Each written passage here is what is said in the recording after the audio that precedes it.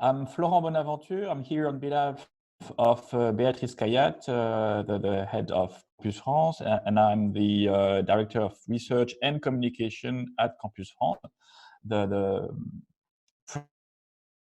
students' mobility. So I would like to talk about the outbreak, the current outbreak and its consequences for us. Also about how French higher education and how French university deal with the consequences of and also the few glimpses of hope that we see global citizens for the day after the lockdown and the pandemic. But first, the current outbreak and the consequences. On the short term, as you know, in Europe, we have the closure of the Schengen border. All countries in the world are closed. There is disruption of air travel and of any kind of mobility, including, of course, students' mobility. But also, every single country is focused now on fighting the COVID-19 pandemic. And so very few other topics can be dealt with at the moment. There is a real focus on the pandemic, which is completely normal. On the long term, we might face in Europe, but not only in Europe, a probable economic crisis. Our individuals and country are currently hardly hit by the lockdown, and we have no visibility on the future of the European economy, both actually at middle or long range. We have to deal also with, of course, geopolitical consequences, with the rise or the continuous tensions between China and the United States, for instance, with Europe being caught in the middle, with also the different ways countries dealt with the pandemic and how it affects their global reputation.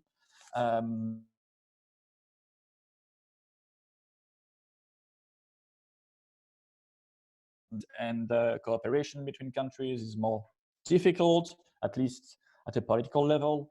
We saw it at the EU, European Union level, because at first the EU countries had difficulties to deal with the pandemic and to help Italy when it was first hit by the outbreak. Now they all collaborate together, but nonetheless, the rise of nationalism and the rise of authoritarianism is also problematic, we think. All in all, we come into what could be called some uncertain times, and we're very not sure about what the future will be. I'm a historian by training, and we always think that historians are the worst to predict the future. But nonetheless, we don't know if there will be, first if and then when we'll be back to normalcy. We don't know if a stop-and-go strategy will be used to fight the pandemic with the succession of lockdown. We don't know yet if globalization and internationalization has reached a peak and we would go downward now, or if the world can continue as it was after the pandemic. And we have signals that indicate both ways, that it could change or it could stay the same. So we have to prepare for every single scenario in the future. Our opinion in France, especially at Campus France, it's that we're facing a time that will be difficult in the future, in the short term, and that country that welcomes students will have to redefine their strategy and to be to make sure that you to offer very attractive to students if they want them to in the future to be reopened. First global point of COVID-19 mobility for us, but more specifically, COVID-19, of course, as it did in many countries, hit French higher education institutions, hit French universities, and hit students and international students alike. as happened even online, professors were not always prepared for it, but they had to cope with it, and we must say they managed to do it very successfully. In a few weeks, all classes went online, with professors sometimes discovering new tools such as Zoom, Teams, and the courses and the classes did continue, and the exams will take place in June and July, even with slight arrangement, but they will take place. In France, school would be, universities will be reopened in September only, and international students. At the same time, as you know, mobility has halted. There was a termination of exchanges, in Europe and in the world. In France, roughly 40% of our international students went back to the home country, but 60% choose to stay in France, which is quite significant, meaning that we have in France many international students that had continued staying in the pandemic, not always speaking language, while not always knowing the background. So we had to take care of them, and universities had to take care of them very specifically. Last thing about the system, it's we notice, interestingly enough, that the admission campaign, which is still underway, showed that there is still an increase in the number of candidates applying to French universities, meaning that the interest for French higher education is still strong, especially in Africa and in South America. The main issue next semester will be the start of the semester, and will the border will be the borders. Will the border be reopened? Probably not before September, which leads to another issue: how universities will cope with this increase of international students' demand for France, and at the same time, the fact that students might have to stay at home during the fall. So all of us in France are now thinking about digital education, about trying to avoid students to lose a complete academic year, trying to help them start the year from home with the help of their university or institution. We're working with universities, and universities also, the Ministry of Higher Education, they're all trying to design new MOOC, and to find ways for students to apply and to register to French universities and continue their year, even though the mobility and the ability to come to France might be more difficult. Which leads me to my third point, which is that even if the situation now is complex, we think that there are a few glimpses of hope, especially for French universities. There are some glimpses of hope because first, we did our best to take care of international students who stayed in France. I said that 60% of them stayed in France. We at Campus France monitored and helped students with a French government scholarship. Universities helped their international students. Crous residences, which are the students' residences, they remain open, especially for international students. And many universities, they gave computers, they gave food package, etc., to students in need. Many students were in need because they couldn't find a student job anymore. So there was a strong solidarity within the universities to help students to cross this lockdown. It was not perfect, of course, but I think a good job has been done, and which is a testimony of the ability of the French universities to cope with hardship and to react to the pandemic. Another glimpse of hope, it's that in this post-COVID world, we think that there will be more competition even than before to get the best students. Mobility for a few times might be complicated. Many students might want either to stay home or they'll be more cautious before going abroad.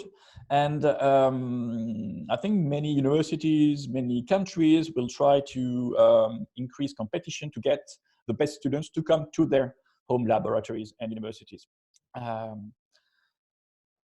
As you also know, many countries, especially Anglo-Saxon countries, depend, many universities there have a business model that depends on international students. And so they will also make, we think, a lot of effort to get more and more students, the student that wants to engage in the mobility. In France, in that regard, we have a few competitive advantage, if I may say so. First, because French higher education is highly subsidized by the government, as you know. Tuition fees is quasi-free these days. It's roughly 200 or 300 euros per year. And it means that first, even if there is an economic crisis, and even if students cannot come to, let's say, a Western country for lack of ability of paying tuition fees, maybe the fact that French universities are very cheap could convince him or her to come to France. Secondly, universities in France do not depend on tuition fees or on student tuition fees for their survival. Neither do they depend on international students, which was sometimes problematic before the pandemic, because we had at Campus France, we had the, often we were lobbying the universities to tell them how important international students are and that they should welcome them properly, etc., etc. During the pandemic and after the pandemic, the fact that universities do not depend on tuition fees for their survival, do not depend on international students, is an asset, because there won't be any firing, for instance. The universities won't have to fire educators to close programs. They won't have to change the way they are managed. And to change their business model, because they have the state's money, the money from the government. A third asset, it's that French universities are not dependent on Asian students, which in France comprise roughly 16% of the total of international students. Many international students in France, they come from Africa, roughly half of them, and from the Americas, roughly 10%. And they come to France first because, well, we have good universities, but also for historic reason, for cultural reason. I think about, for instance, Brazilians coming to France because the long links, long cultural links have been developed between France and Brazil, and also for linguistic reason, which is la francophonie. So many students that do come to France are attracted as much by the universities than by the French way of life, the French culture, in a word, by everything the country has to offer. So the risk of a global fall of incoming mobility is maybe less important than in other countries where you come exclusively for good universities. In France, you have both. Which I think is good for the future. Plus, last but not least, we have a very good social security system, which is free for students. Social security is taken care of. So if you are a student with COVID-19, for instance, you don't have to pay for your medical expenses, which is, I think, quite important in the time of a pandemic. So that was the 3 points I wanted to talk about. I think that the word post-COVID-19 will be a troubled word, and cultural cooperation will be essential to link individuals and institutions in this future uncertain times. And so I think the cooperation between these two great countries that are Brazil and France is and will be very, very important. And I would like to say also to all educators and students from Brazil, but also French students going to Brazil, that it's vital for us to maintain student exchanges, it's vital for us to welcome more Brazilian students to France, to show them what France has to offer. And it's also very important for us to send our students, that university sent our French students to Brazil to foster this kind of student relationships, student cooperation between students and between universities. So I think that we are living in dire times, but I'm optimistic that after the crisis, we'll have a renewed international cooperation, and that the links and cultural links between France and Brazil will be as strong as ever. Thank you very much.